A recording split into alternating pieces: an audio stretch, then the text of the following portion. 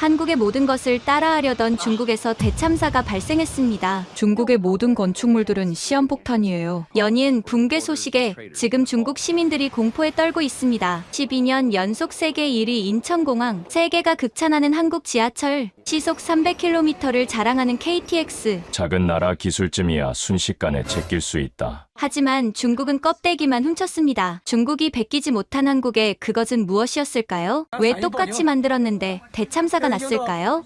지금부터 14억 인구가 매일 생존 게임을 하는 중국의 충격적 실상을 공개합니다. 안녕하세요. 저는 티베트 라싸에서 태어난 도시공학 엔지니어 텐진 도르제입니다. 제가 처음 베이징으로 발령받았을 때를 잊을 수 없어요. 해발 3650m의 고향을 떠나 거대한 콘크리트 정글로 들어가는 것은 마치 다른 행성으로 가는 것 같았습니다.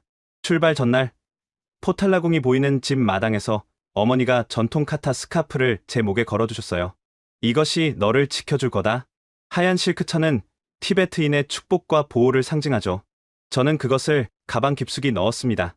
베이징에서는 티베트 물건을 드러내놓기 어렵다는 걸 알았으니까요. 도르제, 네가 우리 회사의 미래야. 라싸 철도청에서 일하던 어느 날 베이징에서 온 스카우트 제안을 받았습니다. 월급이 무려 5배. 거절할 수 없는 제안이었죠. 하지만 어머니는 걱정스러운 눈빛으로 말씀하셨어요. 얘야, 우리는 티베트인이다. 베이징에서는 더 조심해야 해. 너의 이름도, 억양도, 모든 게 우리가 누군지 말해준단다. 어머니의 말씀이 무슨 뜻인지 그때는 완전히 이해하지 못했습니다. 저는 그저 제 실력만 있으면 된다고 생각했거든요. 라싸에서 칭하이 티베트 철도 프로젝트에 참여하면서 쌓은 경험이 있었고, 특히 고산지대의 특수한 환경에서 안전 시스템을 설계한 경력이 인정받았으니까요. 베이징 수도공항에 도착했을 때 숨이 막혔습니다. 문자 그대로요. 고산지대에서 자란 제게 낮은 지대의 공기는 너무 답답했고 매연 냄새는 코를 찔렀습니다. 틸레이, 티베트어로 산의 숨결이란 뜻이죠. 고향에서는 매일 아침 신선한 틸레이를 마시며 하루를 시작했는데 여기서는 그런 게 없었어요. 회사 기숙사는 생각보다 좋았어요. 하지만 룸메이트가 제 이름을 보더니 이상한 표정을 지었습니다. 텐진 도르제? 티베트 이름이네. 그의 눈빛이 순간 차가워졌어요. 마치 제가 그의 공간을 침범한 것처럼요. 우리 할아버지가 티베트 주둔군이었어. 50년대의 말이지. 무슨 의미인지 알았습니다. 1959년 우리 민족의 아픈 역사를 그는 자랑스럽게 말하고 있었죠. 그 순간부터 저는 그 티베트인이 되었습니다. 동료들은 겉으로는 친절했지만 뒤에서는 수군거렸죠. 티베트 놈이 무슨 지하철을 안다고? 아마 소수민족 특별 전용으로 들어왔겠지. 조심해. 분리주의자일지도 몰라. 점심시간마다 저는 혼자 앉았습니다. 동료들이 돼지고기 요리를 먹을 때 저는 채식 도시락을 먹었죠. 불교도인 우리 가족의 전통이었지만 그들에게는 또 다른 이상함이었습니다. 뭐야? 고기도 안 먹어? 역시 티베트인들은 이상해. 저는 더 열심히 일했습니다. 새벽 5시에 출근해서 밤 11시에 퇴근했어요. 제 실력을 증명하고 싶었거든요. 매일 밤 기숙사로 돌아와서는 어머니가 챙겨주신 카타를 만지며 기도했습니다. 부처님, 제게 힘을 주세요. 그러던 어느 날 부서장이 저를 불렀습니다. 도르제, 큰 프로젝트가 있다. 자네가 적임자야. 심장이 뛰기 시작했습니다. 드디어 기회가 온 거예요. 베이징 지하철 대확장 프로젝트다. 500km 신규 노선, 300개 역사, 세계 최대 규모야. 숫자를 듣고 입이 떡 벌어졌습니다. 라싸 전체 인구보다 많은 사람들이 매일 이용할 시설을 만드는 거였어요. 특히 한국 서울 지하철을 벤치마킹할 거야. 아니, 능가할 거다. 부서장의 눈이 반짝였습니다. 한국이 세계 최고라고? 우리가 곧 그 자리를 차지할 거야. 그리고 도르제, 그가 갑자기 목소리를 낮췄어요. 자네가 성공하면 티베트인도 능력만 있으면 성공할 수 있다는 걸 보여주는 거야. 좋은 본보기가 되어줘. 본보기, 그 말이 왜 그렇게 무겁게 느껴졌을까요? 저는 고개를 끄덕였지만 마음 한구석이 불안했습니다. 한국 지하철에 대해 들어본 적이 있었거든요. 단순히 규모가 크고 깨끗한 게 아니라 세계 최고 수준의 안전 시스템을 갖추고 있다고요. 회의실로 돌아오는 길에 선배 엔지니어 왕페이가 저를 불러 세웠습니다. 도르제, 조심해. 네? 무슨 말씀이신지? 이 프로젝트, 겉보기와 달라. 특히 너처럼 특별한 배경을 가진 사람은 더 조심해야 해. 그는 주위를 둘러보더니 속삭였어요. 작년에 위구르 출신 엔지니어가 있었어. 능력도 좋고 성실했지. 하지만 안전 문제를 너무 따지다가 어떻게 됐나요? 신장으로 돌아갔어. 자진해서가 아니라 왕페이 선배는 그 이상 말하지 않고 사라졌습니다. 그날 밤 저는 잠을 이룰 수 없었어요.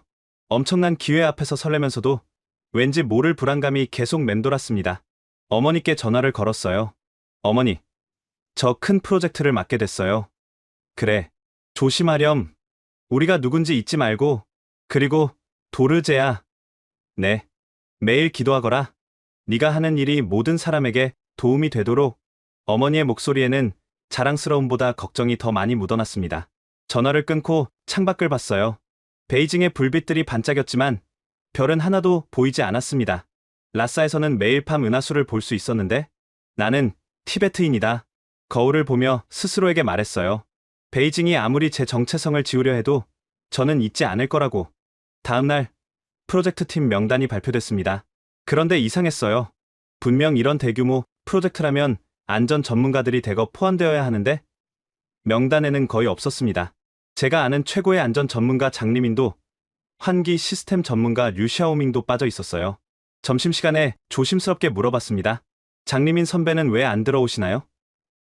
지하철 안전 분야 최고 전문가신데. 동료가 주위를 둘러보더니 작은 목소리로 말했습니다. 위에서 싫어한대. 너무 깐깐해서. 그리고 장리민은 천안문 때 학생 편을 들었대. 그런 사람은 빅 프로젝트에 못 껴. 순간 등골이 서늘해졌습니다. 이 프로젝트가 단순한 건설 사업이 아니라 정치적 프로젝트라는 걸 깨달은 거죠. 그날 밤 기숙사에서 카타를 꺼내 이마에 대고 기도했습니다. 관세음 보살님, 제가 옳은 일을 할 수 있게 도와주세요. 그 순간 왕페이 선배의 경고가 떠올랐습니다. 이 프로젝트에는 뭔가 숨겨진 게 있었어요. 하지만 저는 아직 그게 얼마나 위험한 일인지 몰랐습니다. 그리고 티에트인이라는 제 정체성이 얼마나 큰 표적이 될지도요. 프로젝트 킥오프 미팅이 열린 날, 저는 압도당했습니다. 거대한 회의장에 수백 명의 엔지니어들이 모였고 앞쪽 스크린에는 베이징의 미래 지하철 노선도가 거미줄처럼 펼쳐져 있었어요. 동지들, 우리는 역사를 만들 것입니다. 프로젝트 총책임자 류젠코가 연단에 올랐습니다. 그는 정치국 위원회 사위로 기술보다는 정치적 배경으로 자리를 차지한 사람이었죠. 5년 안에 베이징 지하철은 총 연장 1000km를 돌파할 것입니다. 서울, 도쿄. 그들은 우리의 상대가 되지 않습니다. 박수가 터져 나왔지만 저는 불안했어요. 서울 지하철이 지금의 수준에 도달하기까지 40년이 걸렸는데 우리는 5년 만에 그 이상을 하겠다고? 특히 우리는 한국의 스크린도어 시스템을 도입할 겁니다. 아니, 개선할 겁니다. 더 크고, 더 화려하게. 또 박수가 터졌지만 저는 손을 들었습니다. 안전검증 기간은 얼마나 잡고 계신가요? 순간 회의장이 조용해졌습니다. 류젠거의 표정이 굳어졌죠. 그런 건 나중에 생각해도 됩니다. 지금은 속도가 중요해요. 하지만 지하철은 수백만 명의 생명이. 텐진 도르제 엔지니어, 그가 제 이름을 부르는 순간 저는 실수했다는 걸 깨달았습니다. 티베트에서는 그렇게 느리게 일하나요? 여기는 베이징입니다. 중국의 속도를 배우세요. 웃음소리가 터져 나왔고 저는 얼굴이 화끈거렸습니다. 미팅이 끝난 후 한 여성 엔지니어가 다가왔어요. 용기 있네요. 저는 장웨이란입니다. 그녀는 구조 설계 담당이었는데 베이징 토박이임에도 불구하고 저를 차별하지 않는 몇 안 되는 사람이었어요. 사실 당신 말이 맞아요. 하지만 여기서는 그런 말 하면 안 돼요. 왜요? 안전이 가장 중요한 거 아닌가요? 장웨이란은 한숨을 쉬었습니다. 작년에 선양 지하철 공사 현장에서 붕괴 사고가 있었어요. 23명이 죽었죠. 알고 있었나요? 저는 고개를 저었습니다. 들어본 적이 없었어요. 당연하죠. 언론에 안 나왔으니까. 그리고 그 사고를 예견했던 안전 담당자는 지금 어디 있는지도 몰라요. 등골이 서늘해졌습니다. 며칠 후 첫 현장 조사를 나갔습니다. 기존 베이징 지하철 10호선을 둘러보는 일정이었죠. 역사에 들어서자마자 저는 숨이 막혔습니다. 환기가 제대로 안 되고 있었어요. 고산지대에서 자란 제게는 특히 예민하게 느껴졌죠. 환기 시스템이 고장인가요? 안내하던 직원이 웃었습니다. 아니요. 전기 아끼려고 절반만 가동해요. 절반만. 그럼 화재라도 나면, 에이, 그런 일은 없을 거예요. 더 충격적인 건 비상구였습니다. 절반 이상이 잠겨 있거나 창고로 쓰이고 있었어요. 이건 불법 아닌가요? 효율적으로 공간을 활용하는 거죠. 한국도 그렇게 한다던데요. 저는 할 말을 잃었습니다. 한국이 그렇게 한다고? 터무니없는 거짓말이었어요.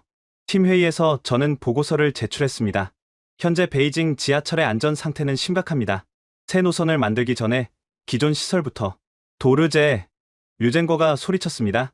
당신은 왜 자꾸 부정적인 얘기만 하나요? 우리는 앞으로 나아가야 합니다. 하지만 이대로는 티베트로 돌아가고 싶나요? 그 한마디에 저는 입을 다물 수밖에 없었습니다. 그건 단순한 질문이 아니라 협박이었으니까요. 그날 밤, 장의란이 조용히 찾아왔습니다. 포기하지 마요. 방법을 찾아봐요. 무슨 방법이 있겠어요? 전 그저 티베트에서 온 엔지니어일 뿐인데, 아니에요. 당신은 유일하게 진실을 말하는 사람이에요. 그녀의 눈빛에는 진심이 담겨 있었습니다. 사실 저도 불안해요. 매일 그 지하철을 타는 사람으로서. 하지만 아무도 들으려 하지 않아요. 우리는 비공식적으로 안전 문제를 조사하기로 했습니다. 위험한 일이었지만 누군가는 해야 했으니까요. 다음 주 충격적인 발표가 있었습니다. 한국 방문단을 구성합니다. 서울 지하철을 직접 보고 배워올 겁니다. 저는 손을 들었습니다. 저도 가고 싶습니다. 류젠거가 비웃었습니다. 티베트인이 한국에 가서 뭘 배우겠다고? 당신은 여기서 도면이나 그려요. 결국 방문단에는 류젠거의 측근들만 포함됐습니다. 기술자보다는 정치적 인물들이 대부분이었죠. 일주일 후 그들이 돌아왔을 때 가져온 건 사진뿐이었습니다. 보세요. 한국 지하철입니다. 우리는 이보다 2배는 화려하게 만들 겁니다. 사진 속 서울 지하철은 정말 깨끗하고 현대적이었어요. 하지만 정작 중요한 안전 시스템이나 운영 노하우에 대한 자료는 하나도 없었습니다. 저는 혼자 인터넷으로 한국 지하철을 조사하기 시작했습니다. 그리고 놀라운 사실을 발견했어요. 한국은 2003년 대구 지하철 참사 이후 안전 시스템을 완전히 개편했다는 거였습니다. 모든 역사에 스크린도어를 설치하고 실시간 모니터링 시스템을 구축하고 정기적인 안전 훈련을 실시하고. 이런 자료를 왜 안 가져왔을까? 장회일환이 쓴웃음을 지었습니다. 가져왔겠죠. 하지만 보여주고 싶지 않은 거예요. 돈이 너무 많이 드니까. 저는 깨달았습니다. 이 프로젝트는 처음부터 안전이 아니라 치적을 위한 것이었다는 걸. 하지만 이미 시작된 일을 막을 수는 없었어요. 할 수 있는 건 최선을 다해 조금이라도 안전하게 만드는 것뿐이었습니다. 그런데 도르제 씨, 한국인과 우리 만주족이 같은 조상이라는 거 알아요? 장회일환이 갑자기 말했습니다. 네. 우리 할머니가 그러시는데 만주족이나 한국인이나 모두 단군왕검의 후손이래요. 고구려도 우리 공동의 역사고. 그래서요? 그래서 한국의 성공이 부럽기도 하고 질투도 나는 거죠. 같은 뿌리인데 왜 그들만? 그녀의 말에는 복잡한 감정이 담겨 있었습니다. 그리고 그것이 이 프로젝트의 또 다른 동력이라는 걸 깨달았죠. 프로젝트가 본격화되면서 이상한 일들이 연속으로 일어났습니다. 먼저 안전 관련 예산이 대폭 삭감됐어요. 원래 계획의 30% 수준으로 줄어들었죠. 대신 역사 내부 장식과 광고판 설치 예산은 2배로 늘어났습니다. 화려하면 뭐해요? 사람이 죽으면. 제가 항의하자 류젠거는 냉소적으로 웃었습니다. 도르제, 당신은 너무 비관적이야. 중국인들은 강해요. 작은 사고 정도는 견딜 수 있습니다. 작은 사고라니요. 지하철 사고가 작을 수가 있나요? 더 충격적인 건 다음 주에 일어났습니다. 프로젝트 팀에서 안전 전문가들이 하나둘 사라지기 시작한 거예요. 환기 시스템 전문가 류샤오밍은 갑자기 허베이성으로 전근을 갖고 전기 안전 담당자 술리는 병가를 낸 후 돌아오지 않았습니다. 이상하지 않아요? 제가 장회일환에게 물었을 때 그녀는 주위를 둘러보며 목소리를 낮췄습니다. 술리가 병가 낸 게 아니에요. 해고당한 거예요. 왜요? 스크린도어 전기 용량이 부족하다고 보고서를 올렸대요. 그랬더니 다음날 소름이 돋았습니다. 안전 문제를 제기하면 해고. 이게 현실이었어요. 그때 왕페이 선배가 다시 나타났습니다. 그는 여전히 프로젝트에 참여하고 있었지만 예전과 달리 말이 없고 수척해 보였어요. 도르제, 잠깐 얘기 좀 하자. 회사 옥상으로 올라간 그는 담배를 피우며 말했습니다. 내가 20년 동안 지하철 설계를 했어. 베이징, 상하이, 광저우 다 해봤지? 네, 알고 있습니다. 선배님은 최고 전문가시잖아요. 그가 쓴웃음을 지었습니다. 최고 전문가? 난 그저 입 다물고 있는 기술자일 뿐이야. 그는 멀리 베이징 스카이라인을 바라보며 말을 이었습니다. 2008년 베이징 올림픽 때도 그랬어. 무리하게 지하철을 확장했지. 그때도 안전 문제를 제기했다가 내 동료 하나가 실종됐어. 실종이요? 공식적으로는 교통사고. 하지만 다들 알아. 입을 다물라는 경고였다는 걸. 왕페이 선배는 담배를 끄며 제 어깨를 잡았습니다. 특히 너 같은 티베트인은 더 조심해야 해. 그들에게 넌 언제든 희생시킬 수 있는 타겟이야. 그럼 어떻게 해야 하나요? 살고 싶으면 입 다물고 시키는 대로 해. 하지만 그는 잠시 망설이다가 작은 종이를 건넸습니다. 정말 위험하다고 생각되면 이 번호로 연락해. 해외 언론사야.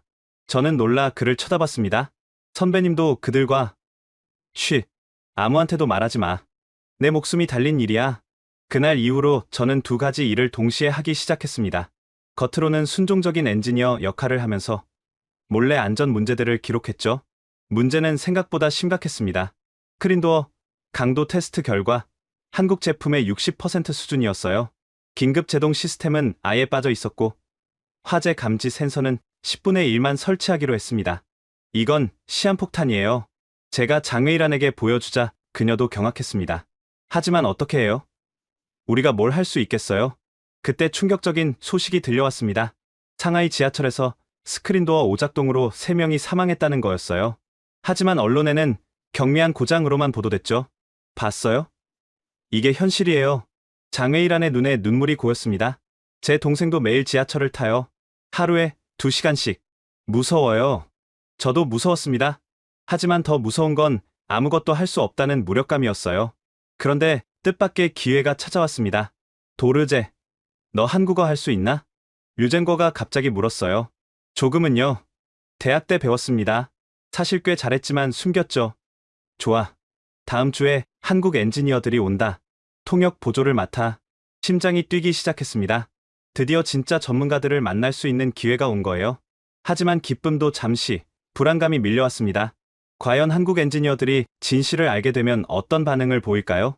그리고 제가 그들에게 뭔가를 전달할 수 있을까요? 무엇보다 이 만남이 또 다른 위험의 시작이 될지도 모른다는 예감이 들었습니다. 도르제 씨, 장외일안이 조용히 다가왔습니다. 조심해요. 류젠거가 당신을 시험하는 걸지도 몰라요. 알아요. 하지만 이번이 마지막 기회일지도. 그녀는 제 손을 살짝 잡았다가 놓았습니다. 행운을 빌어요. 우리 모두를 위해서. 한국 엔지니어들이 오기 전 저는 베이징 지하철 전 구간을 직접 조사하기로 했습니다. 제대로 된 현실을 알아야 했으니까요. 새벽 4시 첫 차가 다니기 전 터널로 들어갔습니다. 동행한 건 정비팀 직원 천리우.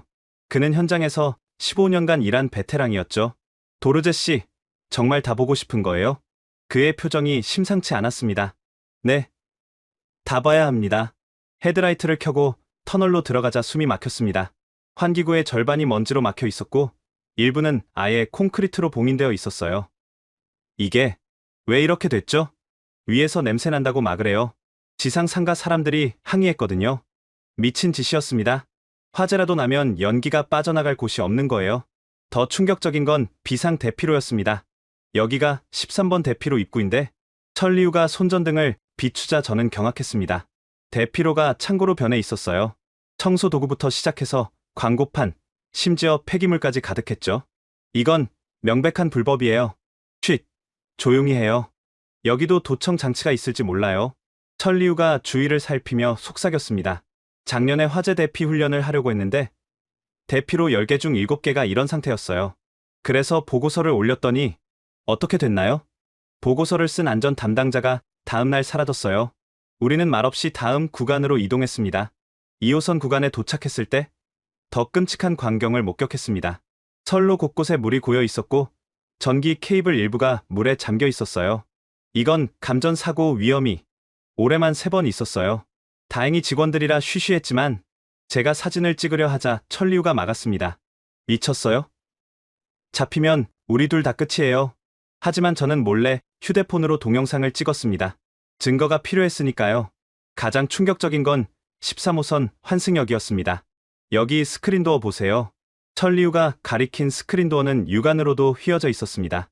석 달 전에 설치했는데 벌써 이래요. 싸구려 자재를 썼거든요. 제가 살짝 밀어보니 덜컹거리며 움직였습니다. 이게 어떻게 안전검사를 통과했죠? 천리우가 코웃음을 쳤습니다. 안전검사요? 서류에 도장만 찍으면 끝이에요. 더 무서운 건 승객들의 모습이었습니다. 출근 시간이 되자 역사는 인산인해가 됐어요. 사람들은 스크린도어가 완전히 닫히기도 전에 뛰어들었고 경고음이 울려도 아무도 신경 쓰지 않았습니다. 한 젊은 여성이 가방이 문에 끼었는데도 그냥 잡아당기며 탔어요. 위험해요. 가방을 빼세요. 제가 소리쳤지만 그녀는 오히려 짜증을 냈습니다. 늦었단 말이에요. 신경 쓰지 마세요. 바로 그때 스크린도어에서 이상한 소리가 났습니다. 드드득 하는 마찰음과 함께 문이 제대로 닫히지 않았어요. 또 고장이네. 영무원이 한숨을 쉬며 다가왔습니다. 그는 무전기로 보고하는 대신 그냥 발로 문을 찼어요. 이렇게 하면 안 돼요. 그럼 어쩌라고요? 하루에도 수십 번씩 이러는데 열차가 출발하고 난 뒤 저는 영무원과 대화를 나눴습니다. 스크린도어 고장이 자주 있나요? 자주요? 매일이죠. 하지만 보고하면 우리만 혼나요. 정비 불량이라고. 그럼 언제 고치나요? 안 고쳐요. 완전히 망가질 때까지 그냥 둬요. 충격적이었습니다. 한국에서는 작은 이상이라도 즉시 정비한다고 들었는데 점심시간 저는 환승역 대합실로 갔습니다. 거기서 본 광경은 더 가관이었어요. 비상구 앞에 노점상들이 좌판을 펼쳐놓고 있었습니다. 여기 비상구인데 비켜주세요. 뭐가 어때서요? 10년째 여기서 장사하는데 한 번도 문제 없었어요. 심지어 비상구 손잡이는 녹이 슬어 있었고 열리지도 않았습니다. 화장실 옆 전기실은 더 심각했습니다. 문이 열려 있어서 들어가 봤더니 전선들이 엉망으로 얽혀 있었고 일부는 피복이 벗겨져 있었어요. 이건 화재 위험이. 나가. 여기 출입 금지야. 갑자기 나타난 보안 요원이 소리쳤습니다. 저는 엔지니어입니다. 안전 점검을. 닥치고 나가. 그는 제 티베트 억양을 알아채고는 더 거칠게 밀어냈습니다. 시골놈이 뭘 안다고 참견이야. 회사로 돌아온 저는 곧바로 보고서를 작성했습니다. 하지만 장외일안이 말렸어요. 소용없어요.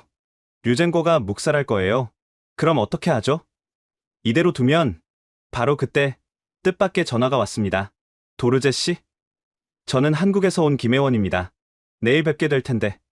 미리 통화하고 싶어서요. 순간 심장이 뛰었습니다. 아, 네. 반갑습니다. 베이징 지하철 자료를 미리 검토했는데 좀 이상한 점이 있어서요. 혹시 현장 상황을 솔직히 알려주실 수 있을까요? 저는 주위를 살폈습니다. 도청이 있을 수도 있었으니까요. 내일 직접 뵙고 말씀드릴게요. 알겠습니다. 그런데 도르제 씨, 한 가지만 물어봐도 될까요? 네. 정말로 스크린도어 안전 기준을 충족했나요? 순간 할 말을 잃었습니다. 그는 이미 뭔가를 알고 있는 것 같았어요. 내일 모든 걸 보여드리겠습니다. 전화를 끊고 나서 저는 결심했습니다. 한국 엔지니어들에게 진실을 알려야 한다고.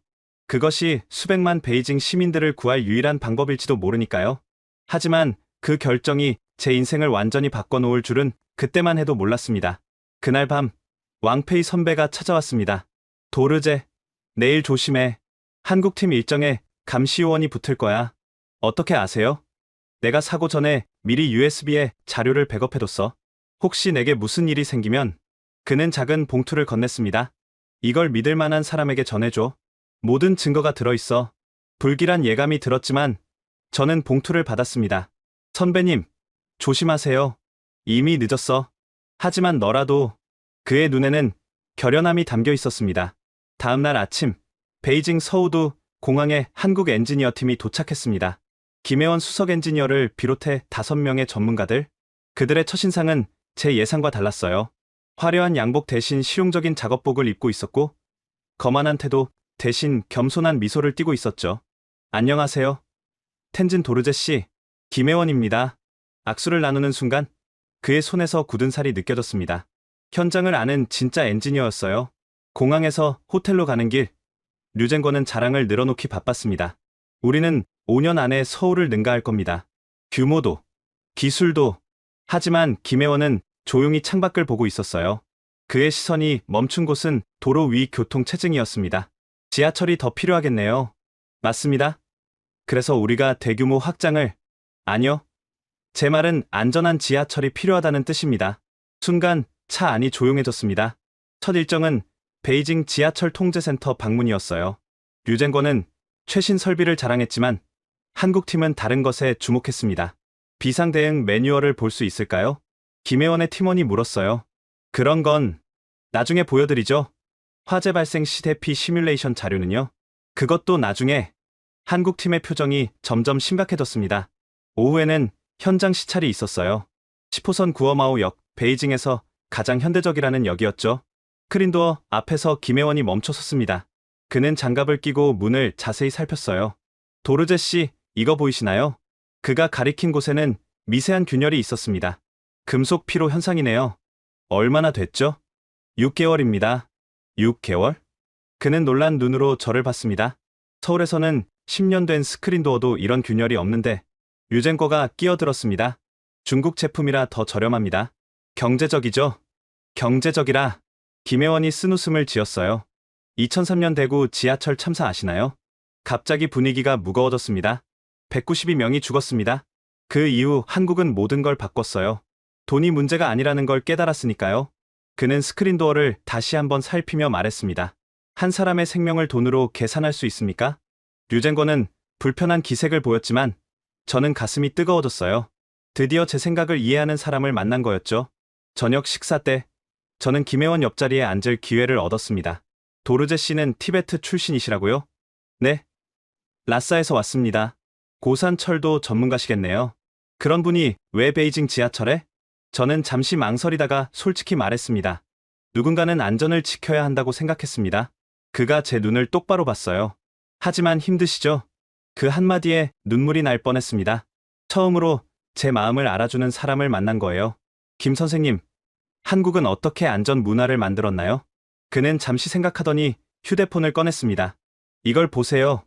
화면에는 서울 지하철 안전훈련 영상이 있었어요. 직원들뿐만 아니라 일반 시민들도 참여하고 있었죠. 매달 합니다. 귀찮아하는 사람도 있지만 다들 왜 필요한지 알아요. 시민들이 자발적으로 참여하나요? 대구 참사 이후로는 그래요. 그때 깨달았거든요. 시설만으로는 안 된다는 걸. 그는 목소리를 낮추며 제게 물었습니다. 오늘 본 것 중에 정말 위험한 게 있었나요? 저는 주위를 살피고 작은 목소리로 답했습니다. 너무 많아서 어디서부터 말해야 할지. 내일 자유 시간이 있을 텐데. 진짜 현장을 보여주실 수 있나요? 심장이 뛰었습니다. 위험한 제안이었지만 알겠습니다. 다음날 새벽 저는 김혜원과 그의 팀원 2명을 몰래 만났습니다. 여기가 진짜 베이징 지하철입니다. 1호선 구간, 가장 오래되고 문제가 많은 곳으로 안내했어요. 그들이 본 것은 충격 그 자체였습니다. 이게 비상구라고요? 쓰레기로 가득 찬 비상구를 보며 팀원 하나가 말을 잃었어요. 전선이 물에 잠겨 있네요. 환기구가 막혀 있어요. 스크린도어 센서가 작동을 안 하는데? 김혜원은 모든 걸 사진과 동영상으로 기록했습니다. 도르제 씨, 이런 상태로 운행하면 대형 사고는 시간 문제예요. 알고 있습니다. 하지만 아무도 듣지 않아요. 그때 한 팀원이 물었습니다. 한국 기술을 도입한다고 하지 않았나요? 저는 씁쓸하게 웃었습니다. 겉모습만요. 스크린도어도 모양만 비슷하게 만들었죠.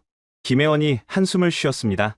우리가 기술 이전할 때 가장 강조한 게 안전 시스템인데 그런 건 빼고 만들었어요. 비싸다고요. 돌아오는 길에 김혜원이 제게 말했습니다. 도르제 씨, 제가 도울 수 있는 게 있을까요? 어떻게요? 공식 보고서에 이 내용을 넣겠습니다. 물론 압력이 있겠지만 위험하실 텐데 한국도 많은 희생 뒤에 배웠습니다. 다른 나라가 같은 실수를 반복하는 걸 보고만 있을 수 없어요. 그의 말에 희망이 생겼습니다. 하지만 동시에 불안했어요. 과연 그의 보고서가 뭔가를 바꿀 수 있을까요? 그날 오후 공식 회의가 있었습니다. 김혜원은 침착하게 기술적 조언을 했지만 핵심은 분명했어요. 안전 시스템 없는 스크린도어는 흉기입니다. 비상 대피로 확보는 선택이 아닌 필수입니다. 정기적인 안전 훈련 없이는 어떤 시스템도 무용지물입니다. 류젠거의 얼굴이 점점 붉어졌지만 반박할 수 없었어요. 모든 지적이 정확했으니까요. 회의가 끝나고 김혜원이 제게 다가왔습니다. 도르제 씨, 이 자료를 드릴게요. 그것은 한국 지하철 안전 매뉴얼 전체였습니다. 한글과 영어, 중국어로 번역된 완전한 자료였죠. 이걸 왜 제게? 당신이 유일하게 이걸 제대로 사용할 사람 같아서요. 마지막 날, 공항에서 작별 인사를 나눴습니다. 김혜원은 제 손을 꽉 잡으며 말했습니다. 포기하지 마세요. 언젠가는 바뀔 겁니다. 하지만 언제까지? 대구 참사 때 한국도 그랬어요. 비극이 있기 전에는 아무도 안 들었죠. 하지만 도르제 씨 같은 사람이 있다면 그 비극을 막을 수도 있을 겁니다. 그는 명함을 건네며 덧붙였습니다. 어려운 일이 있으면 연락하세요. 같은 엔지니어로서 돕겠습니다. 한국팀이 떠나고 저는 그들이 남긴 자료를 보며 결심했습니다. 할 수 있는 모든 것을 다 해보기로. 설령 그것이 제 미래를 위험에 빠뜨리더라도 말이죠. 하지만 제가 몰랐던 것은 진짜 위험은 이제부터 시작이라는 거였습니다. 그런데 김 선생님, 떠나기 전에 제가 물었습니다. 한국인들도 우리와 같은 조상을 가졌다고 들었는데요. 만주족과 한국인 모두 단군왕검의 후손이라고. 김혜원이 미소를 지었습니다. 그래서 더 안타까워요. 같은 뿌리에서 나왔는데 왜 이렇게 다른 길을 가는지. 하지만 그래서 더 도와야죠. 형제니까요. 그의 말이 가슴에 남았습니다. 같은 뿌리, 다른 길. 하지만 언젠가는 다시 만날 수 있을 거라는 희망도 함께요. 한국팀이 떠난 뒤 회사 분위기가 완전히 바뀌었습니다. 도르제, 내 사무실로 와. 류젠거의 목소리에는 분노가 가득했어요. 네가 한국 놈들에게 뭘 보여줬어? 저는 단지 닥쳐. 네가 몰래 그들을 데리고 다닌 거 다 알아. CCTV에 찍혔던 모양입니다. 티베트 놈이 감히 나를 배신해? 그는 책상을 내리쳤습니다. 너 같은 놈 때문에 우리 프로젝트가 욕을 먹잖아. 하지만 안전 문제는 사실. 안전? 그딴 게 뭐가 중요해? 중요한 건 속도야. 5년 안에 완성해야 한다고. 그때 문이 열리고 낯선 사람들이 들어왔습니다. 당 간부들이었어요. 텐진 도르제, 당신은 국가 기밀을 유출한 혐의를 받고 있습니다. 기밀이요? 전단지 안전 문제를. 한국에 우리의 약점을 노출시켰소. 이는 반역행위요. 식은땀이 흘렀습니다. 중국에서 반역이라는 단어가 얼마나 무서운지 알았으니까요. 일주일 내에 보고서를 제출하시오. 한국팀과 무슨 얘기를 했는지 모두. 그들이 나간 뒤 류젠거가 비웃었습니다. 봤지? 이게 네가 자초한 일이야. 사무실을 나오자 장외일환이 기다리고 있었어요. 들었어요. 정말 위험해요. 어떡하죠? 일단 피하세요. 그리고 그녀는 주위를 살피며 속삭였습니다. 프로젝트가 완전히 바뀐대요. 한국 것 베끼기로 했다면서요. 그게 무슨... 다음날 전체 회의에서 충격적인 발표가 있었습니다. 한국 방문 결과 우리도 할 수 있다는 확신을 얻었습니다. 류젠거가 자신만만하게 말했어요. 한국 스크린도어와 똑같이 만들 겁니다. 아니, 더 크고 화려하게. 하지만 다음 말이 문제였습니다. 단, 불필요한 안전장치는 빼고 제작 비용을 50% 줄일 겁니다. 저는 손을 들었습니다. 그럼 안전성은? 도르제, 넌 이제 발언권이 없어. 대신 다른 엔지니어가 물었습니다. 센서나 비상정지 장치를 빼면 위험하지 않나요? 한국도 처음엔 그런 거 없었어. 나중에 추가하면 돼. 거짓말이었습니다. 한국은 처음부터 안전을 최우선으로 했죠. 회의 후 설계팀에서 연락이 왔습니다. 도르제 씨, 새 설계도 좀 봐주세요. 설계도를 보고 경악했습니다. 스크린도어 두께는 한국 규격의 60%, 안전 센서는 10개에서 2개로 축소, 비상정지 버튼은 삭제, 틈새 안전장치도 삭제. 이건 자살행위예요. 위에서 결정한 거예요. 우리가 뭘... 더 충격적인 건 시공업체 선정이었습니다. 낙찰자는 화롱건설. 화롱건설은 류젠거의 처남이 운영하는 회사였어요. 건설 경험도 없는 곳이었죠. 밤늦게 왕페이 선배가 찾아왔습니다. 도르제, 큰일이야. 무슨 일이신데요? 화롱건설이 하청을 또 하청 주고 있어. 최종 시공사는 농촌 인부들을 쓰는 영세업체야. 그럼 품질 관리가 불가능하지. 그리고 그는 서류를 보여줬습니다. 스크린도어 유리도 안전유리가 아니라 일반 유리래. 미치겠었습니다. 일반 유리가 깨지면 날카로운 파편이. 이걸 막아야 해요. 어떻게? 네가 지금 무슨 처지인지 알아? 맞았습니다. 저는 이미 감시받는 몸이었어요. 하지만 포기할 수 없었습니다. 몰래 김혜원에게 이메일을 보냈어요. 김 선생님, 상황이 더 나빠졌습니다. 그들이 한국 기술을 흉내만 내고 있어요. 안전장치는 다 빼고. 답장은 빨리 왔습니다. 도르제 씨, 우리도 압력을 받고 있습니다. 공식적으로는 도울 수 없지만 여기 국제안전기준 자료를 보냅니다. 이걸로라도 설득해보세요. 하지만 그 자료를 쓸 기회는 없었습니다. 다음날 제 사무실이 텅 비어 있었어요. 도르제 씨? 인사팀에서 기다려요. 청천벽력 같은 통보를 받았습니다. 당신은 프로젝트에서 제외됐습니다. 그리고 시안 지사로 정근입니다. 시안이요? 그건 좌천. 내일까지 짐 싸세요. 돌아서는데 장외일환이 울고 있었어요. 이제 누가 안전을 지키죠? 장 선생님이라도. 저도 경고받았어요. 한 번만 더 문제 제기하면 해고한대요. 그날 밤 짐을 싸면서 많은 생각이 들었습니다. 포기해야 할까? 하지만 그럼 누가? 갑자기 전화가 울렸습니다. 모르는 번호였어요. 도르제 씨? 저는 베이징 시민 안전 모임입니다. 네. 당신이 올린 자료들 봤습니다. 우리와 함께 싸우시겠습니까? 알고 보니 제가 몰래 인터넷에 올린 사진들이 퍼지고 있었던 거예요. 하지만 전 이제 시안으로. 시안에도 지하철이 있죠.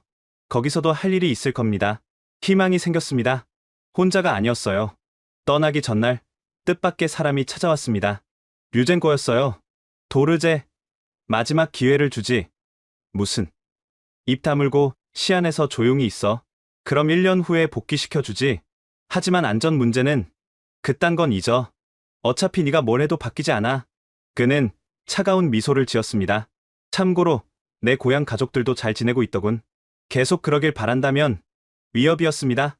노골적인 협박. 저는 고개를 숙였습니다. 알겠습니다.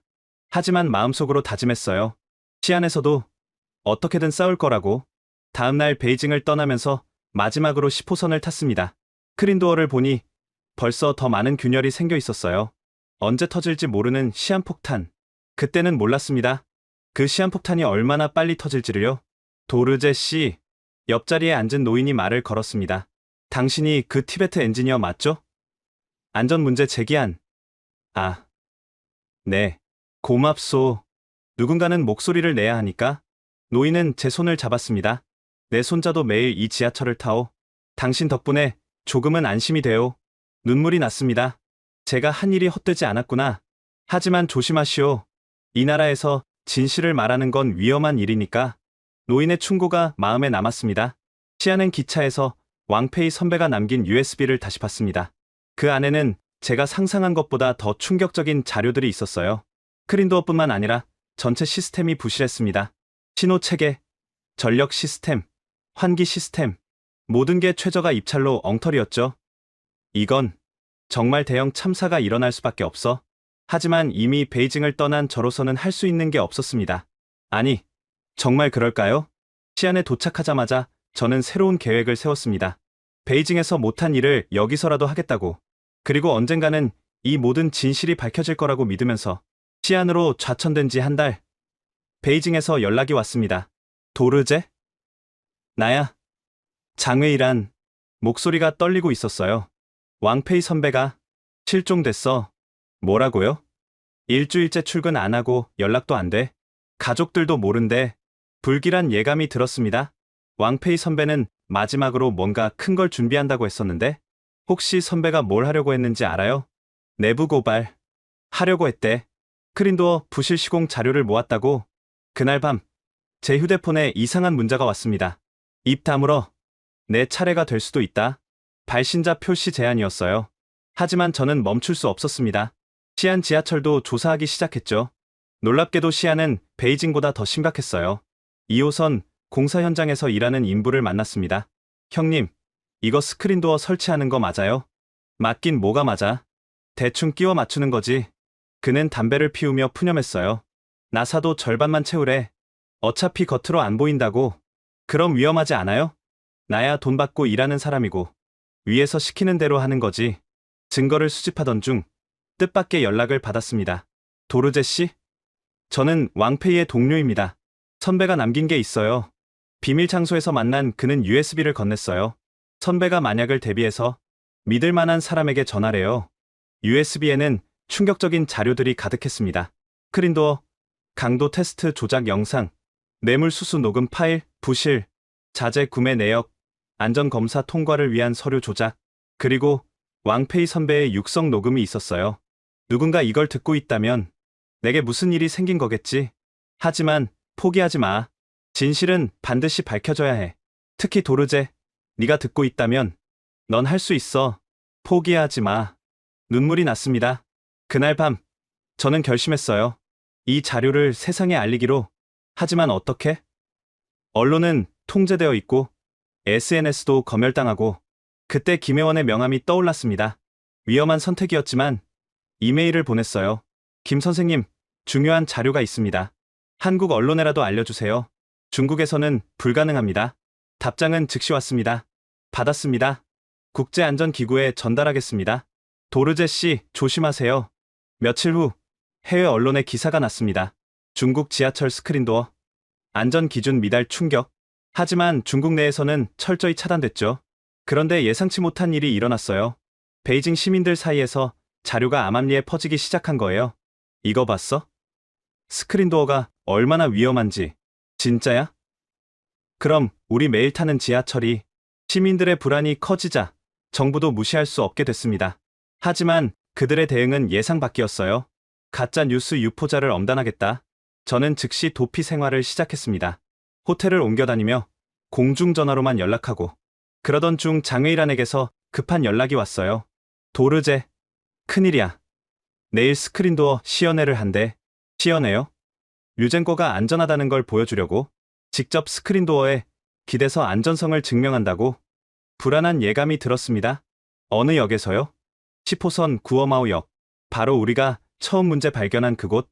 그곳은 가장 부실한 곳 중 하나였어요. 막아야 해요. 어떻게? 우리가 뭘 할 수 있겠어? 하지만 저는 가만히 있을 수 없었습니다. 위험을 무릅쓰고 베이징으로 향했어요. 시연회 당일 아침, 구어마오 역은 기자들로 가득했습니다. 보시다시피 우리 스크린도어는 완벽합니다. 유젠거가 자신만만하게 스크린도어를 두드렸어요. 서구 언론의 가짜 뉴스에 속지 마십시오. 바로 그때였습니다. 드드드. 이상한 소리가 나기 시작했어요. 스크린도어가 미세하게 흔들리고 있었습니다. 뭐야? 유젠거가 당황하는 순간. 위험해요. 모두 뒤로. 제가 소리쳤지만 늦었습니다. 쾅. 스크린도어 하나가 갑자기 경첩에서 빠지며 쓰러졌어요. 유젠거는 간신히 피했지만 한 기자가 다쳤습니다. 현장은 아수라장이 됐죠. 도르제, 네가 여기 왜? 경비원들이 절 붙잡으려 했지만 기자들이 먼저 마이크를 들이댔어요. 방금 뭐라고 외치셨나요? 위험을 알고 계셨나요? 저는 카메라를 보며 말했습니다. 저는 이 프로젝트의 엔지니어였습니다. 스크린도어는 기준 미달입니다. 안전장치가 다 빠져 있어요. 체포해. 경찰이 왔지만 이미 제 인터뷰는 생중계되고 있었어요. 해외 언론이었기에 가능한 일이었죠. 연행되면서도 계속 외쳤습니다. 시민 여러분, 지하철이 위험합니다. 정부는 진실을 숨기고 있어요. 그 영상은 순식간에 전 세계로 퍼졌습니다. 중국 엔지니어, 목숨 걸고 폭로, 티베트 출신 기술자의 용기. 하지만 저는 감옥에 갇혔죠. 그리고 며칠 후 더 큰 비극이 기다리고 있었습니다. 감옥에서도 소식은 들려왔어요. 도르제, 너 때문에 난리야. 간수가 말했습니다. 시민들이 지하철 타기를 거부한대. 내가 한 말 때문에 일부나마 효과가 있었구나. 하지만 정부는 여전히 고집을 부렸죠. 일시적인 공황일 뿐이다. 곧 정상화될 것이다. 하지만 시민들의 불안은 계속됐고 외국인들은 베이징 지하철을 피하기 시작했습니다. 그리고 운명의 날이 다가오고 있었습니다. 감옥에 갇힌 지 2달. 변호사를 통해 밖에 소식을 들었습니다. 도르제 씨, 당신 덕분에 작은 변화가 있었어요. 정말요? 시민들이 항의하니까 일부 구간 재검토한대요. 하지만 변호사의 표정이 어두워졌어요. 신규 노선 개통은 예정대로 한답니다. 국가 위신이 걸렸다고 미치겠었습니다. 그 부실한 스크린도어로 개통을 한다니. 김혜원 씨가 편지를 보냈어요. 편지를 읽으며 눈물이 났습니다. 도르제 씨, 당신의 용기에 감동했습니다. 한국 언론도 크게 보도했어요. 포기하지 마세요. 진실은 힘이 있습니다. 하지만 중국 정부는 요지부동이었죠. 개통식 일주일 전 뜻밖의 면회객이 왔습니다. 유젠거였어요. 만족하나? 영웅 놀이 한 결과가 이거야. 사람들의 생명이. 닥쳐. 너 때문에 내 체면이 말이 아니야. 그는 담배를 피우며 비웃었어요. 그래도 개통식은 한다. 화려하게. 성대하게. 위험하다고 했잖아요. 걱정 마. 개통식 날은 VVIP들만 탈 거야. 일반인은 다음 날부터. 소름이 돋았습니다. 위험을 알면서도. 그리고 너는 곧 티베트로 추방될 거야. 영원히. 면회가 끝나고 저는 절망했습니다. 막을 방법이 없었으니까요. 개통식 당일 감방에서 TV 중계를 봤습니다. 역사적인 날입니다. 베이징 지하철 신규 세계 노선 동시 개통. 화면에는 화려한 리본 커팅식이 비쳤어요. 정치인들이 스크린도어 앞에서 기념사진을 찍고 제발 아무 일도 일어나지 마라. 간절히 기도했습니다. 다행히 그날은 무사히 지나갔어요. 하지만 불안감은 사라지지 않았죠. 다음 날 아침 간수가 급히 들어왔습니다.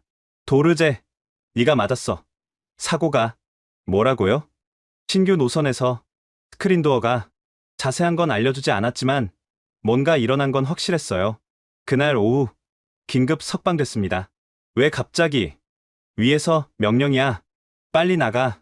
밖으로 나오니 장웨이란이 기다리고 있었어요. 그녀의 얼굴은 창백했죠. 도르제, 큰일이야. 무슨 일이? 14호선에서 스크린도어 20개가 동시에. 차 안에서 들은 얘기는 충격적이었습니다. 출근 시간 수천 명이 탔는데 스크린도어가 갑자기 열리고 닫히기를 반복했다는 거예요. 패닉이 일어났어. 서로 밀치고 넘어지고. 사상자는? 공식 발표는 없지만 최소 50명이 다쳤대. 더 끔찍한 건 정부의 대응이었습니다. 언론 통제령이 내려졌어. 단순 고장으로 발표하고 역을 폐쇄했지. 미쳤군요. 그래서 널 불렀어.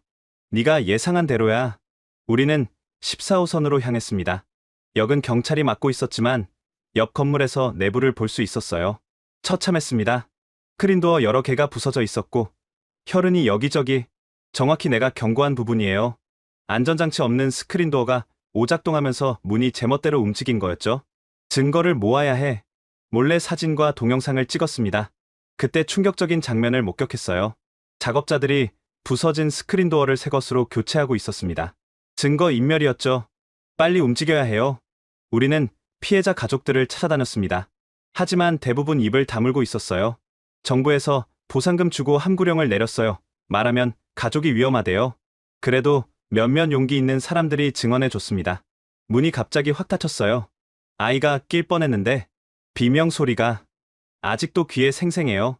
이 증언들을 모아 다시 해외 언론에 보냈습니다. 그리고 결정적인 순간이 왔어요. 한 시민이 당시 상황을 생중계한 영상이 있었던 거예요. 여기 14호선인데 지금 스크린도어가 미쳤어요. 사람들이 깔리고. 의학. 영상 속 참상은 정부 발표와 완전히 달랐습니다. 이 영상이 유출되자 중국 정부도 더는 숨길 수 없었죠. 하지만 그들의 발표는 여전히 뻔뻔했습니다. 일부 기술적 결함이 있었다. 하지만 신속히 대처해 대형 사고는 막았다. 거짓말이었죠. 그리고 희생양을 찾기 시작했습니다. 물론 그 화살은 저를 향했고요. 티베트 분리주의자가 사보타주했다. 어처구니 없는 누명이었지만 그들에겐 완벽한 시나리오였죠. 체포령이 다시 떨어졌습니다. 이번엔 정말 위험했어요. 도망쳐야 했습니다. 도르제, 여기 숨어. 장웨이란이 은신처를 마련해줬어요. 하지만 올해는 못 버텨. 빨리 나라를 떠나야 해. 가족들은 이미 감시받고 있어. 미안해. 절망적이었습니다. 하지만 포기할 순 없었죠. 그때 또 하나의 비극적인 소식이 들려왔습니다. 류젠거가 자살했어. 뭐라고? 아니, 자살로 위장됐겠지. 알고 있는 게 너무 많았으니까. 결국 그도 희생양이 된 거였습니다. 이제 남은 건 저뿐이었어요. 진실을 아는 마지막 증인. 체포령이 떨어진 후 저는 은신처를 옮겨 다녔습니다. 그러던 중 더 큰 비극의 전조를 발견했어요. 도르제, 이것 좀 봐. 장웨이란이 보여준 건 내부 문건이었습니다. 다음 달 1호선 전면 개보수. 운행하면서 공사. 미친 계획이었어요. 승객을 태운 채로 스크린도어를 교체한다니. 막아야 해요. 어떻게? 우린 이미 쫓기는 몸인데. 그때 전화가 왔습니다. 김혜원이었어요. 도르제 씨, 유엔 안전조사단이 중국에 갑니다. 정말요? 국제적 압력이 커져서 당신이 보낸 자료 덕분이에요. 희망이 생겼습니다. 하지만 중국 정부가 보여주고 싶은 것만 보여줄 거예요. 그럼 조사단이 진짜를 볼 수 있게 도와주세요. 위험한 부탁이었지만 마지막 기회였죠. 조사단이 도착하기 일주일 전 정부는 대대적인 정비를 시작했습니다. 문제가 심각한 역들을 임시 폐쇄하고 스크린도어를 급히 교체하고. 하지만 저는 알고 있었어요. 그들이 숨길 수 없는 곳들을. 운명의 날 2023년 7월 15일 저는 큰 결심을 했습니다. 직접 나서서 조사단을 진짜 현장으로 안내하기로. 도르제, 너무 위험해. 장웨이란이 말렸지만 저는 결심했어요. 이번이 마지막 기회예요. 아침 10시 조사단이 베이징역에 도착했습니다. 정부 관계자들이 둘러싸고 있었죠. 저는 청소부로 변장하고 접근했습니다. 조사단장에게 몰래 쪽지를 전달했어요. 진실을 보려면 2호선 자양역으로. 그곳은 가장 문제가 심각한 곳이었죠. 1시간 후 놀랍게도 조사단이 일정을 바꿨습니다. 2호선도 보고 싶습니다. 정부 관계자들이 당황했어요. 그곳은 준비가 즉시 가고 싶습니다. 자양역에 도착했을 때 저는 이미 대기하고 있었습니다. 출근 시간이라 역은 10,000원이었죠. 그때였습니다. 끼익. 스크린도어에서 이상한 소리가 났어요. 문이 닫히다가 멈추고 다시 열리고. 뭐야? 또 고장이야? 승객들이 불평했지만 계속 탔습니다. 익숙해진 거죠. 위험해. 바로 그 순간 쾅. 스크린도어 하나가 갑자기 트랙으로 떨어졌습니다. 비명이 터져 나왔어요. 으아. 한 승객이 균형을 잃고 선로로. 안 돼. 제가 뛰어들어 간신히 그를 끌어올렸습니다. 하지만 더 큰 문제가 시작됐어요. 패닉에 빠진 승객들이 출구로 몰려가면서 압사 위험이. 비상구로. 비상구를 열어요. 하지만 비상구는 잠겨 있었습니다. 젠장. 열쇠가 어디? 역무원들도 우왕좌왕했어요. 조사단이 모든 걸 목격했습니다. 그들의 표정은 경악 그 자체였죠. 이게 정상 운영 상태입니까? 정부 관계자는 변명하기 바빴어요. 예외적인 상황입니다. 평소에는 쾅, 쾅. 또 다른 스크린도어들이 흔들렸습니다. 도미노처럼 연쇄 고장이 시작된 거예요. 전원 차단. 당장 전원을 차단해. 제가 소리쳤어요. 하지만 아무도 못 들었습니다. 아니, 들어도 방법을 몰랐죠. 매뉴얼이 없었으니까. 결국 최악의 순간이 왔습니다. 으아! 한 어린이가 닫히는 문에 끼었어요. 센서가 없어서 문은 계속 닫히려 했고. 풀어! 문을 풀어! 사람들이 필사적으로 문을 열려 했지만 그때 장외일환이 비상 도끼를 들고 왔습니다. 비켜요. 유리를 깨고 아이를 구했지만 아이는 이미 의식을 잃은 상태였어요. 그 순간 저는 모든 걸 포기했습니다. 신분을 숨기는 것도, 도망치는 것도. 저는 이 시스템을 설계한 엔지니어입니다. 조사단 앞에서 외쳤어요. 이 모든 걸 예견했습니다. 하지만 정부는 묵살했어요. 경찰이 저를 체포하려 했지만 조사단이 막았습니다. 이 사람은 중요한 증인입니다. 카메라가 돌아갔고 전 세계가 지켜봤죠. 그때 정전이 됐습니다. 캄캄한 어둠 속에서 더 큰 비명이. 비상등마저 작동하지 않았어요. 예산 절감으로 설치하지 않았으니까. 스마트폰 불빛에 의존해 대피하는 사람들. 그 와중에 또 사고가. 30분 만에 전기가 들어왔을 때 역은 아수라장이었습니다. 부상자가 속출했고 실신한 사람들이 여기저기. 조사단장이 제게 다가왔습니다. 당신이 텐진 도르제 씨군요. 보고서 잘 봤습니다. 이제 믿으시나요? 그는 고개를 끄덕였어요. 이건 시스템의 완전한 실패입니다. 즉각 조치가 필요해요. 하지만 중국 정부는 여전히 버텼습니다. 단순 정전 사고다. 티베트 테러리스트의 소행이다. 그들은 끝까지 인정하지 않으려 했죠. 하지만 이미 늦었습니다. 전 세계가 목격한 참사였으니까요. 그리고 이건 시작에 불과했습니다. 더 큰 비극이 기다리고 있었으니까요. 그날 밤, 저는 다시 체포됐습니다. 하지만 이번엔 달랐어요. 국제사회가 지켜보고 있었으니까요. 도르제 씨를 석방하라. UN 조사단의 강력한 항의가 있었고 한국 정부도 외교적 압력을 가했습니다. 중국 정부는 궁지에 몰렸죠. 그리고 결국 도르제, 넌 추방이다. 다시는 중국 땅을 밟지 마라. 추방. 그것이 그들이 내린 결론이었습니다. 하지만 저는 미소 지었어요. 살아서 나갈 수 있다는 것만으로도 기적이었으니까요. 그리고 이제 밖에서 더 많은 일을 할 수 있을 거라는 희망도 있었고요. 조사단 앞에서 벌어진 참사 이후 중국 정부는 더 이상 숨길 수 없었습니다. 하지만 그들의 선택은 인정이 아닌 은폐였죠. 도르제, 당장 따라와. 공안이 절 연행하려 했지만 조사단이 막았습니다. 그는 우리의 보호하에 있습니다. 이건 내정 간섭이요. 인명사고의 핵심 증인을 보호하는 겁니다.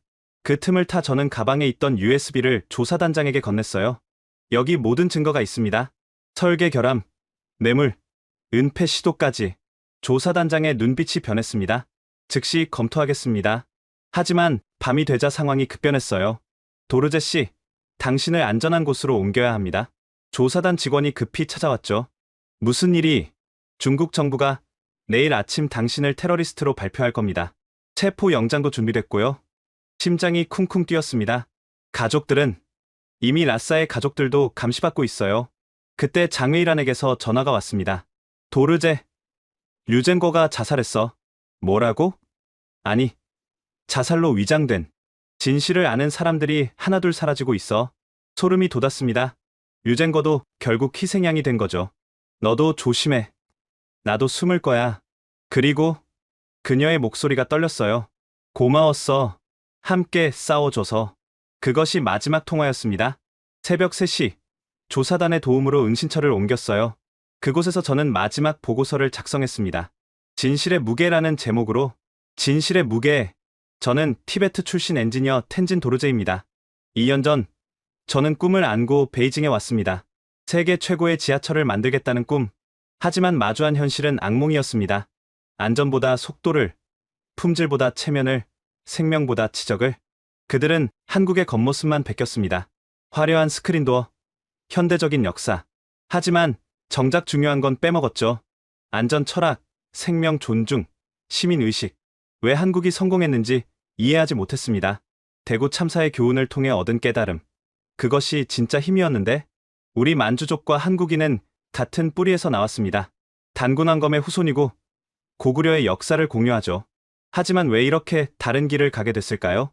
한국은 실패에서 배웠고 우리는 실패를 숨겼습니다. 한국은 생명을 우선했고 우리는 체면을 우선했습니다. 저는 경고했습니다. 이대로는 대형 참사가 일어난다. 하지만 돌아온 건 무시와 탄압뿐. 티베트인이 뭘 안다고. 중국을 욕보이려는 음모다. 동료들이 하나둘 사라졌습니다. 왕페이 선배, 진실을 말하다 실종. 류샤오밍, 안전 문제 제기하다 해고. 그리고 수많은 이름 없는 영웅들. 하지만 진실은 숨길 수 없었습니다. 오늘 전 세계가 목격했습니다. 크린도어가 무너지고 아이가 끼이고 사람들이 쓰러지는 모습을. 이것이 우리가 만든 세계 최고의 민낯입니다. 저는 이제 추방당합니다. 테러리스트라는 누명을 쓰고. 하지만 후회는 없습니다. 단 한 명이라도 살릴 수 있다면, 단 하나의 사고라도 막을 수 있다면 이 모든 고통이 같이 있으니까요. 중국이여, 부디 깨달으십시오. 진정한 발전은 건물의 높이가 아니라 그 안에 사는 사람의 안전에 있다는 것을, 기술의 가치는 속도가 아니라 그것을 쓰는 사람의 생명에 있다는 것을. 제가 사랑하는 고향 티베트에는 이런 말이 있습니다. 산은 거짓말하지 않는다. 진실도 그렇습니다. 아무리 숨기려 해도 결국 드러나죠. 이 글을 읽는 모든 분들께 부탁드립니다. 침묵하지 마십시오. 안전은 우리 모두의 권리입니다. 포기하지 마십시오. 한 사람의 목소리가 세상을 바꿀 수 있습니다. 그리고 기억해 주십시오. 여기 진실을 위해 싸운 사람들이 있었다는 것을. 2023년 7월 16일 텐진 도르제. 보고서를 마치고 조사단에 전달했습니다. 이걸로 뭔가 바뀔까요? 조사단장이 제 어깨를 잡았어요. 반드시 바뀔 겁니다. 당신 같은 사람이 있는 한. 다음날 국제사회가 움직였습니다.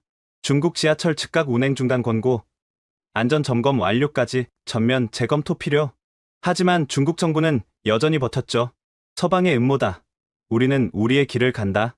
그리고 저를 공식 수배자로 지정했습니다. 티베트 분리주의 테러리스트 텐진 도르제. 웃기는 일이었어요. 사람을 구하려 했다고 테러리스트라니? 김혜원이 긴급 연락을 해왔습니다. 도르제 씨, 한국으로 오세요. 망명을 도와드릴게요. 하지만 가족도 함께 모시겠습니다. 인도, 경유로. 눈물이 났습니다. 처음 만났을 때부터 저를 이해해준 그였기에. 탈출 전날 밤, 마지막으로 베이징 야경을 봤습니다. 불과 2년 전, 희망을 안고 왔던 이 도시. 이제는 악몽의 도시가 되어버렸죠. 언젠가는 돌아올 수 있을까?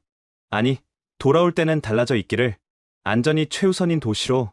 새벽, 조사단 차량에 몸을 싣고 공항으로 향했습니다.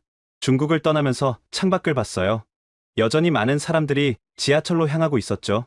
그들이 무사하기를 간절히 기도했습니다. 그리고 다짐했어요. 어디에 있든 계속 싸울 거라고. 안전한 세상을 위해, 진실을 위해. 그것이 엔지니어의 사명이니까요. 공항에서 마지막으로 장웨이란과 통화했습니다. 조심해서 가. 그리고 알아요. 계속 싸울게요. 우리가 같은 조상을 가진 만주족이든 한족이든 티베트인이든 결국 우리는 모두 사람이야. 그것만 기억해. 그녀의 말이 가슴에 남았습니다. 비행기가 이륙하면서 베이징이 멀어졌어요. 하지만 저는 알고 있었습니다. 이것이 끝이 아니라 새로운 시작이라는 것을. 인천공항에 도착했을 때 김혜원이 기다리고 있었습니다. 어서 오세요. 도르제 씨. 이제 안전합니다. 안전하다는 그 한마디에 무너져 내렸어요. 2년간의 긴장이 한순간에 풀렸죠. 가족은 인도에서 안전하게 대기 중입니다. 곧 합류할 거예요. 한국 정부는 저를 인도적 체류자로 받아들였습니다. 공식 난민 지위는 아니었지만 충분했어요. 우선 쉬세요. 그리고 김혜원이 서류를 건넸습니다. 한국철도공사에서 안전 컨설턴트 제안이 왔어요. 믿기지 않았습니다. 수배자에서 전문가로 하루아침에. 일주일 후 어머니와 동생이 도착했어요. 도르제야. 어머니는 말없이 절 안아주셨습니다. 잘했다. 네가 옳았어. 그 한마디가 모든 걸 보상해줬어요. 한국 생활은 낯설지만 평화로웠습니다. 무엇보다 말할 자유가 있다는 게 좋았죠. 첫 출근 날 한국철도공사 안전팀에서 환영해줬어요. 중국의 경험을 공유해주세요. 우리도 배울 점이 있을 겁니다. 배울 점이라니, 실패에서도 배운다는 자세가 인상적이었죠. 첫 프로젝트는 해외 사례 분석이었습니다.